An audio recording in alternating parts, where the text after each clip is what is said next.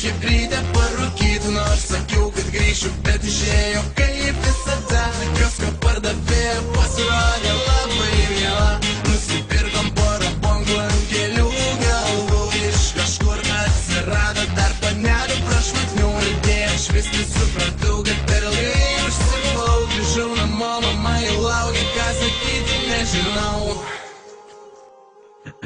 Negeriau, negeriau. Mama negeriau, bet norėjau. Dėdė, palikas kepurę. Dėdė. Kita varyk dirbti, sakot. Dėdė, kepurę palikas. Va, sėkmės važiuojam. Viso gero.